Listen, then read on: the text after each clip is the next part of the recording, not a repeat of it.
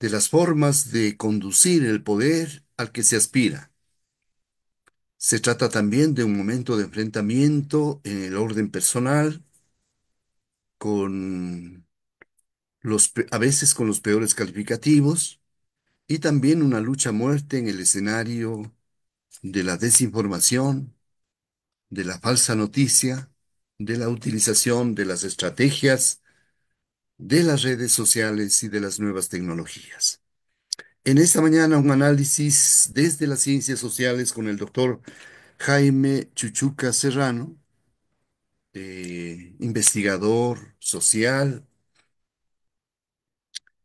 permanente crítico del ámbito de la política, con quien vamos a dialogar en esta mañana. Estimado Jaime, muy buenos días, bienvenidos a la programación, encantados de saludar con usted y de comenzar por este análisis de la coyuntura electoral, del momento electoral que vive nuestro país y que por supuesto se ha convertido en uno de los momentos más, diríamos, álgidos, ¿no? Más tensos de la vida política del país. Jaime, muy buenos días, bienvenido a la programación. Buenos días, Bolívar. Gracias por la invitación. Saludos a todos quienes escuchan, a los cibernautas que dicen ahora. Bien, quisiera tal vez dividir un poco la interpretación que se podría hacer, uno desde el lado quizás de los datos económicos, sociales, que nos pueden arrojar instituciones oficiales, y otro desde el lado también de la campaña que usted propone, que me parece interesante también analizar por ese lado, ¿no? Como es la comunicación política y también del lado de las teorías sociales que están atrás de esta representación en las campañas electorales, que frecuentemente distan mucho de lo que sucede en la realidad social y económica.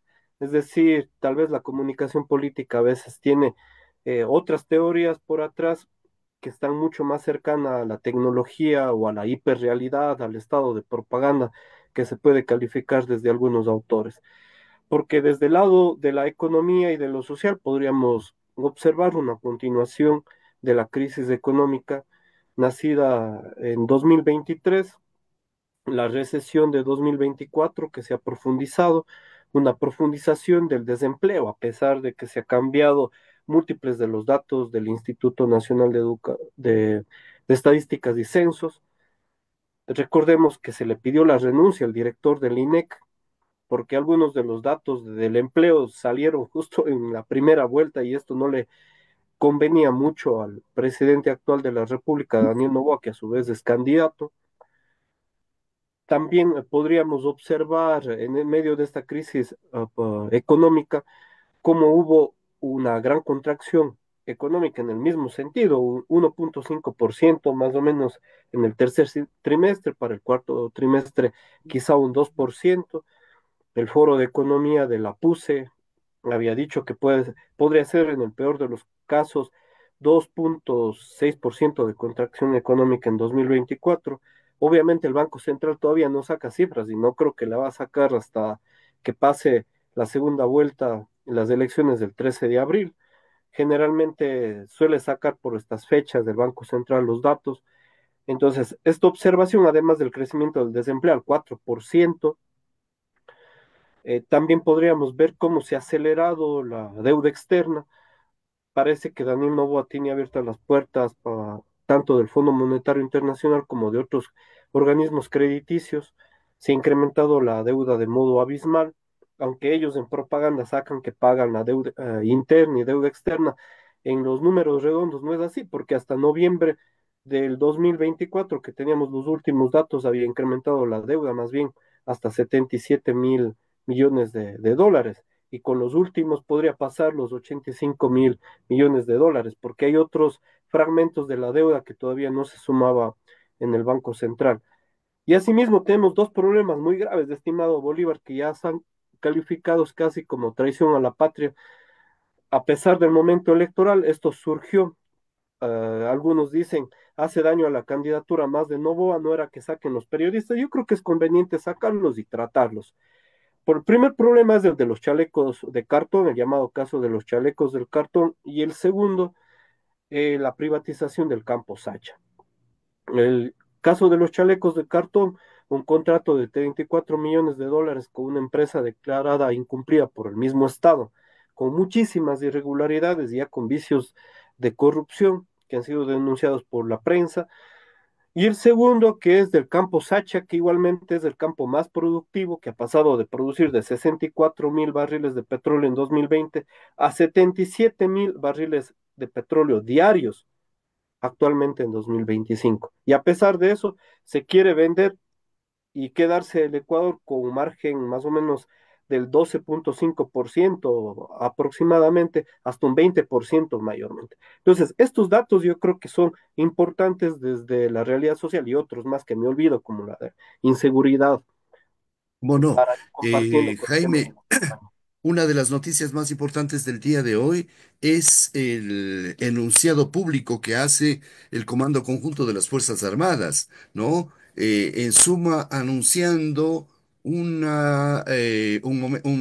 momento de auge represivo, llamémosle así, ¿no? De lucha frontal contra el narcotráfico, dice, contra las mafias organizadas, que están incluso vinculadas con los sectores políticos, etcétera. Dice, refiriéndose al pueblo ecuatoriano, las Fuerzas Armadas participando directamente en el proceso. Me parece que sí, primero porque las Fuerzas Armadas, ante el llamado, por ejemplo, de la vicepresidenta Abad, después de la sentencia que salió a favor de ella, una acción de protección, ella pidió a las Fuerzas Armadas hacer caso a la Constitución y ellos dijeron de modo literal que iban a hacer caso a las órdenes de Daniel Noboa. No se refieren tanto a la Constitución, sino a las órdenes de Daniel Noboa. Además de esto, todo el sistema judicial, fiscalía, cortes, incluyendo la Corte Constitucional, ha actuado de manera favorable al presidente de la República, Daniel Noboa, al igual que la Corte Constitucional y el Tribunal Contencioso Electoral. Entonces, todo esto hace de ver que más bien hay una presión también de las instituciones y hay un manejo, como dicen algunos, en lugar de mirar los códigos y las leyes, las instituciones se encuentran viendo las encuestas. Entonces, a partir de las encuestas y de las posibilidades electorales, hay ciertas decisiones. Por ejemplo, el día de ayer, el Ministerio de Defensa y también las Fuerzas Armadas sacaron una recompensa de $1 millón. Yo recuerdo esos carteles que se suelen poner en las películas del viejo oeste, se busca y el valor porque se busca a las personas. Y ahora para Fito, $1 millón en estas circunstancias electorales. Asimismo, la imagen y la comunicación política veamos cómo dista, ¿no? Entre la realidad y la hiperrealidad de la campaña. La realidad es que el mes de enero, incluyendo el mes de febrero, son los dos más violentos que el año 2024 y el año 2023. El mes de enero con 782 muertes, homicidios, 62 niños, el mes de febrero igual, y hasta lo que vamos de marzo parecería que se proyecta uno de los años más violentos de la historia del Ecuador. Del otro lado, en cambio, esto es la realidad, ¿no? Digamos los números duros. Del otro lado, en cambio, Daniel Noboa, con fotos en helicópteros, en aviones, con las Fuerzas Armadas, la compra supuesta de dos helicópteros, no hay referencia con la cual contrastar. A esto me refiero con hiperrealidad, ¿no? Que es lo que se comunica a través de la campaña y de los medios, que a veces pueden ser incluso deepfakes o fake news en algunas cosas. Por ejemplo, el presidente ha dicho que posiblemente hubo un fraude electoral en primera vuelta, porque no coinciden los datos de la OEA del conteo rápido. A las pocas horas OEA saca que sí coinciden los datos. O sea, casi instantáneamente se ve que lo que dice el presidente es una fake news. O él ha dicho, por ejemplo, que ha sacado 100.000 becas.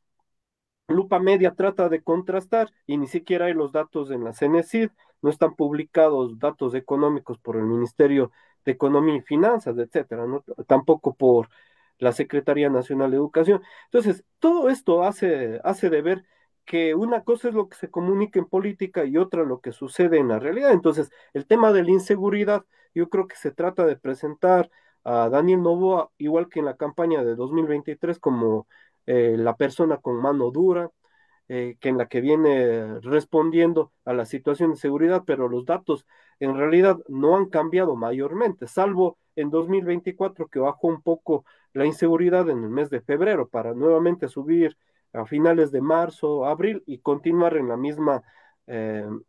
en la misma curva, digamos, de inseguridad. Entonces, todo esto yo creo que sí deberíamos verlo desde estos diferentes aspectos, porque además las campañas electorales, quizá podría decir yo, se manejan desde las teorías a veces postmodernas, ¿no?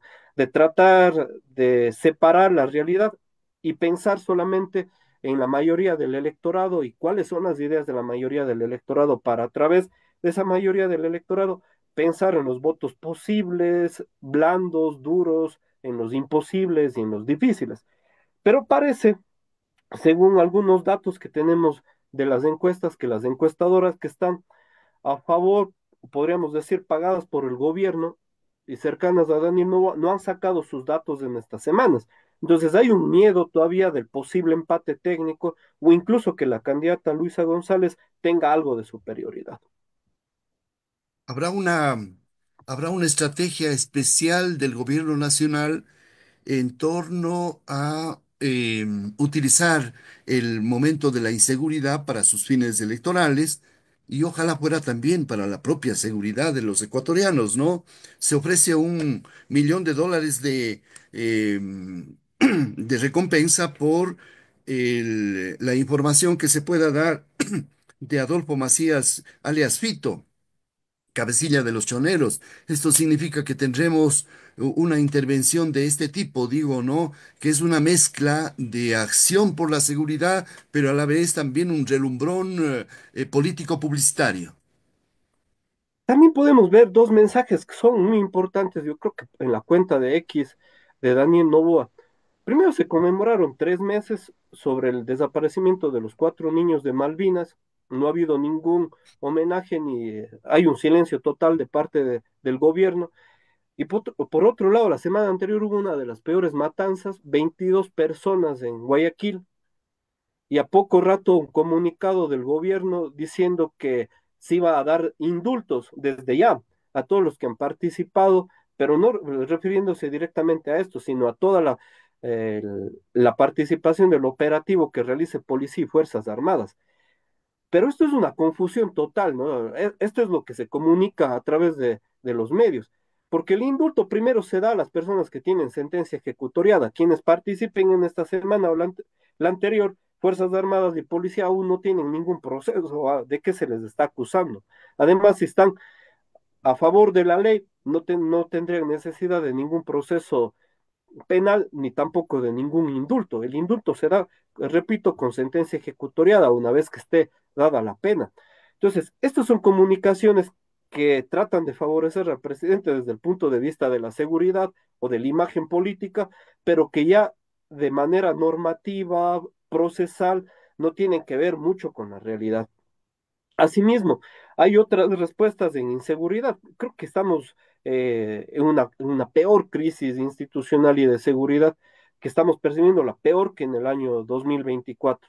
Sin embargo, los medios de comunicación que están, el sector mediático a favor del presidente de la República, lo han mostrado como que está superando los problemas de seguridad. Y del otro lado, la otra candidatura, Luisa González, me parece que a veces se queda en la parte comunicativa, incluso en responder a los problemas de seguridad, porque ella sacó algunos videos en estas semanas importantes también, uno, por ejemplo, respondiendo al tema de los chalecos de cartón, otro sobre el campo Sacha, pero en términos de seguridad, ninguna de las dos candidaturas ha propuesto un verdadero plan de ejecución y cómo disminuiría la seguridad, la inseguridad. Por ejemplo, en temas sociales, económicos, desempleo, etcétera, ¿cómo se va a disminuir de modo real? Porque se puede hablar solamente de mano dura, pero la situación es que el desempleo también atiza un poco más la inseguridad de las respuestas de Fuerzas Armadas y de la policía no ha sido la más conveniente. Perfecto. Jaime, por razones de tiempo podríamos analizar mucho más este tema, pero vamos al tema electoral, ¿no? La información da cuenta de lo que está pasando en dos fuerzas políticas de izquierda que podrían ser algunos de los sectores que apoyen o a la una u la otra candidatura. Lo que está pasando en Pachacuti, por ejemplo, en donde hay evidentemente un fraccionamiento, una confrontación interna, incluso me parece que podría, esperemos que no vaya más allá, ¿no? Que se mantenga la unidad de un partido importante en el país y la declaratoria del Partido Socialista Ecuatoriano que está diciendo apoyará a Luisa González. ¿Qué significado tiene estas propuestas, estos entredichos, estas resoluciones también, Jaime? Muy importante me parece el apoyo de las organizaciones sociales a una u otra candidatura, de los partidos políticos, de los diferentes actores, ex candidatos presidenciales, porque recordemos que, que fue un empate técnico que dista de 16.000 votos más o menos entre la candidatura de Daniel Noboa y Luisa González. Así que aquí todos los apoyos van a ser bienvenidos. Yo creo que a veces, para una u otra candidatura, a veces yo creo que los partidarios, sobre todo militantes de uno u otro, desprecian, dice, ese puñado de votos no va a servir, etcétera, pero en realidad parece que no es así.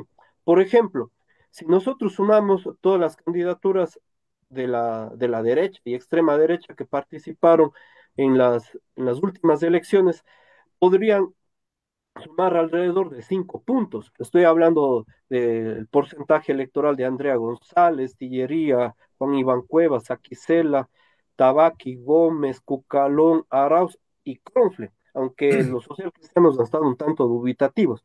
Esto sumaría 49,27%, poniendo así en blanco y negro, ¿no? Porque no siempre un apoyo significa que todo el electorado va a votar porque el candidato dice que voten por esa candidatura. Y si se supone que este miércoles va a haber un anuncio por parte de la CONAIE y posiblemente de Pachacutic hacia Luisa González, Rabascal ha dicho que lo va a apoyar, Pedro Granja y el Partido Socialista también, Jimmy Jairala está en duda, pero parte del electorado significaría que lo va a apoyar, Unidad Popular dice que llamaría al voto nulo, y si apoya a Leonidas Díaz, si sumamos todo esto, daría 50,3%, es decir, rebasaría un poco a la candidatura de Luisa González a la candidatura de Daniel Noboa. Si quitamos el 5%, por ejemplo, de Pachacutic, que tuvo Leonidas Díaz, disminuiría notablemente el porcentaje, bajaría a 45%. Supongamos que no todo ese 5% vaya directamente, sino solamente un 2%.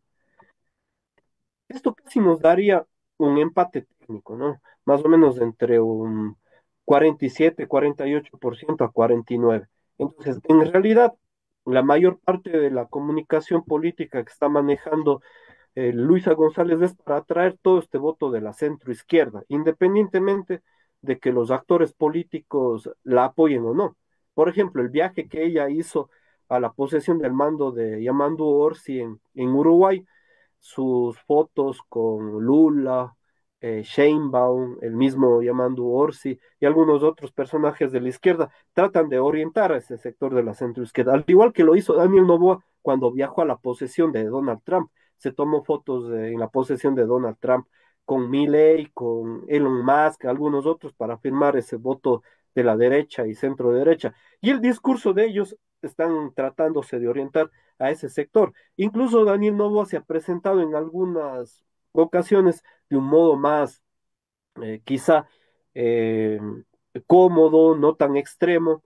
La comunicación de él es ahora en medio de las emergencias, el apoyo a los damnificados por inundaciones, tratando de representar que no es un candidato de la élite, sino está cercano al pueblo. Esto yo creo que se transmite mucho en la fotografía. Incluso vi un tuit que parecería de Carlos Vera, porque él está ahorita casi de activista de Daniel Noboa, decía, incluso se debe utilizar los créditos de emergencia para ganar votos. Imagínense esto, ¿no? Es de parte del sector mediático de Carlos Vera, Centro Digital, que ya están hablando públicamente de utilizar los recursos a través de bonificaciones de emergencia para ganar votos. Ya se hizo en la primera vuelta con las cocinas de inducción, con los puestos de acción de jóvenes, de 80.000 puestos, 80.000 cocinas de inducción, entre otras cosas, ¿no? Entonces, parece que se está llegando a ese punto asistencial de recursos públicos que ya limita hasta con el peculado para realizar una mayor campaña intensiva por parte del régimen, ¿no? Y del otro lado, también de modo institucional, se le apoya la candidatura a Luisa González, porque ellos tienen bastantes espacios institucionales, municipios, prefecturas. Veamos un poquito, usted retomó el tema de la comunicación política, ¿no? Entonces, el gobierno nacional está utilizando una campaña o usted está utilizando los recursos, los dineros, las capacidades que tiene el gobierno nacional para desarrollar su campaña. La propuesta de Luisa González ha sido más bien mediática con sus propios, con sus redes digitales, llamemos, ¿no? Que están permanentemente al acecho y respondiendo cualquiera de las acusaciones o de las propuestas. eh, las demás organizaciones políticas tenemos algunas han decidido su apoyo, ¿no? ¿Qué es lo que va a decidir entonces este proceso electoral en ese campo específico de la imagen, del mundo de los significados, de lo simbólico, de las ideas, de los pensamientos que se transmiten a través sobre todo de las redes sociales y por supuesto de los medios de comunicación también? Creo que va a ser muy importante el problema de los ataques de una u otra candidatura y también de la defensa que hagan cada uno de ellos. En este momento parecería que la imagen, desde el punto de vista de las encuestas, sobre todo de MR, vi que recién sacó una encuesta, parecería que la imagen más negativa la tiene Daniel Noboa. Entonces, los ataques directos de Daniel Noboa a Luisa González van a ser más pequeños, porque es el que más podría perder votos con ataque negativo. Ahora, del otro lado, la militancia está permanentemente atacando de un lado a otro, es decir, de Daniel Noboa al correísmo, del correísmo a Daniel Noboa, y estos ataques pueden hacer que se viren determinados porcentajes de votos, lo que no les va a convenir a algunas de las candidaturas. Entonces, por ejemplo, ahora sale un comunicado de prensa, bueno, esto es desde el año anterior, que la presidenta de ADN se encuentra investigada por narcotráfico. María eh, Moreno Heredia, María Beatriz Moreno Heredia es presidenta de ADN, está investigada por narcotráfico. ¿Cómo tomarán esta noticia? El correísmo lo ha sacado, pero no la han hecho bomba, digamos, en el sector mediático cercano a Novoa. Sin embargo, si ellos sacan esta denuncia, del otro lado van a decirles, ustedes también están vinculados con el narcotráfico, tienen personas presas, etcétera. Entonces, van a haber respuestas de lado y lado, ¿no? Cuando se saca, por ejemplo, del campo Sacha, se le acusa a Correa del campo Auca y Shushufindi, a pesar de que, digamos, las contrataciones son distintas, ¿no? Porque del campo Sacha es contratación de participación, del campo Auca, por ejemplo, era contratación de servicios, pero esta realidad no importa mucho al momento de hacer comunicación política, sino que puede ser incluso deepfake para decir ustedes también hicieron lo mismo. Entonces, esto ha sido siempre el discurso de defensa de parte de Daniel Noboa, ¿no? Es decir, ustedes también hicieron lo mismo, así que no me reclamen. Y como que se anulan estas campañas negativas una a la otra. Así que va a primar, en conclusión, el voto rechazo. El voto rechazo a una u otra candidatura va a determinar el porcentaje, ya que va a ser, me parece todavía o estamos cercano a ese empate técnico, podría ser 50-51, veamos lo que cambie en estas semanas, porque recién vamos a empezar campaña electoral el 23-24, el 23 sería el debate, ¿no?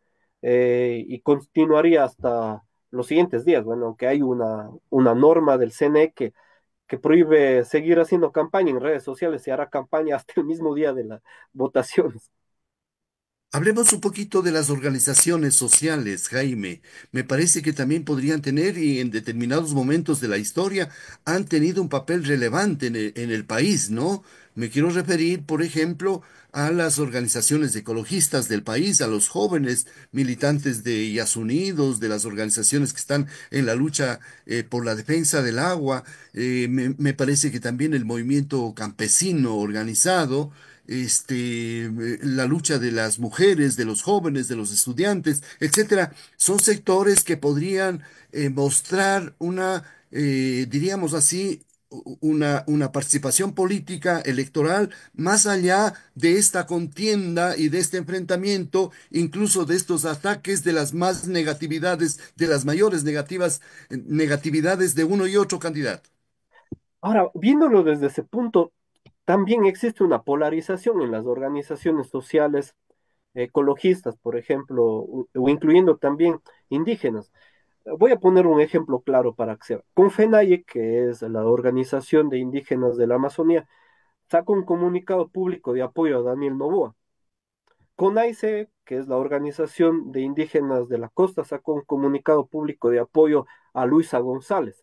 Entonces tenemos dos de las grandes organizaciones también se encuentran divididas. Por ahí faltaría Ecuarunari, ¿no? Que es una de las bases centrales de la CONAIE, y CONAIE sacaría su pronunciamiento esta semana. No sé si se demorarán algunos días más, pero parece que de parte de Leonidas Issa habría un apoyo directo a Luisa González. Él ha dicho no vamos a votar nulo, no es momento de votar por la derecha, se estaría orientando a apoyar a Luisa González.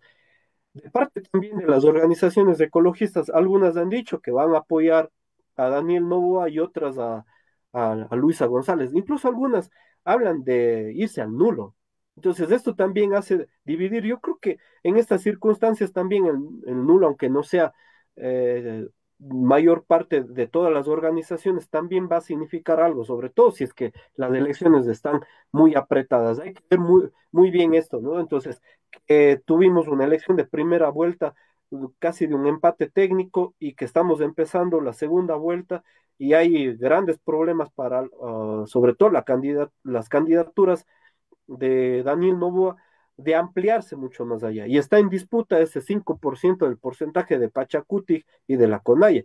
Leonidas Díaz ha dicho algo interesante también, que también sirve para el análisis electoral, que él dice un porcentaje de la votación de Pachacuti o algunos líderes de Pachacuti, ellos ya no votaron por mí. Ellos fueron con la derecha desde no solo desde la primera vuelta, sino ya desde 2023, porque hay algún sector de Pachacuti que ya estaba trabajando en el gobierno. Me refiero yo a Lourdes Tibán, por ejemplo. Ella le apoyó desde la segunda vuelta de 2023 a Daniel Noboa. Entonces, las elecciones los comienzos, digo, de la gestión de Daniel Noboa se vio apoyada ya por algunas de estas figuras. Algunos asambleístas de Pachacuti han hecho lo mismo.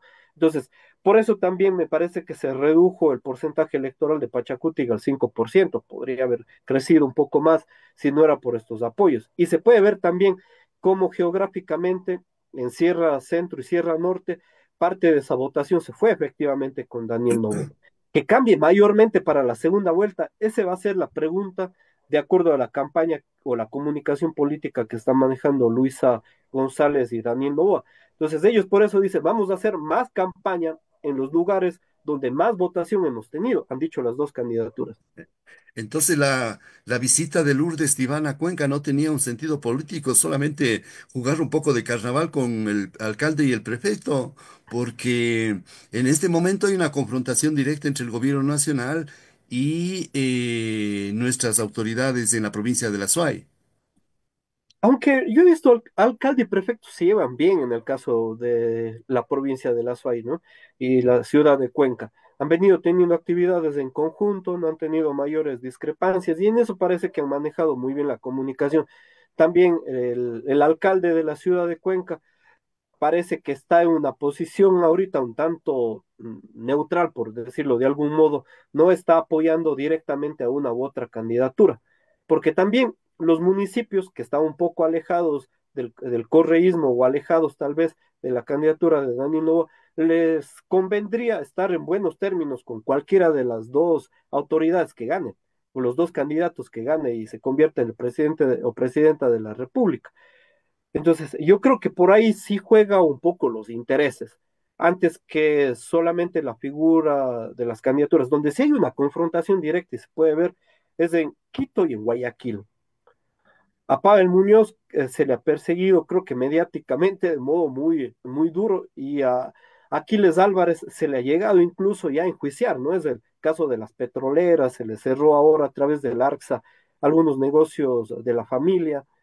Asimismo, se le sacó una denuncia a Novoa por Petro Novoa, que Santiago Novoa tiene ahí un despilfarro, me parece, eh, o contactos con el Estado.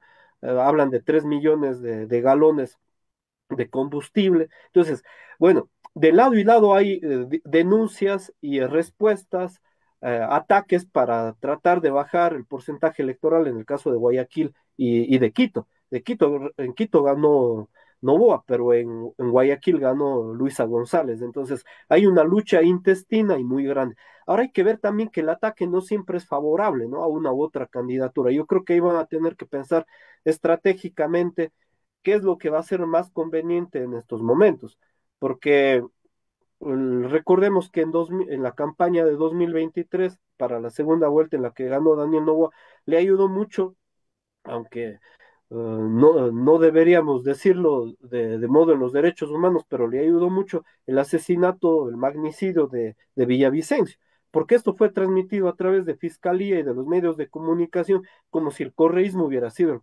el culpable, y así se manejó de modo en la imagen y en el video y audio, ¿no? Entonces, ¿qué evento va a suceder ahora? Y me parece que el tema de Fito va a ser central ahora con esta campaña de $1 millón por la cabeza de Fito que está sacando el gobierno y otras acusaciones de por medio. Me parece que hay también el reinicio del proceso a Glass.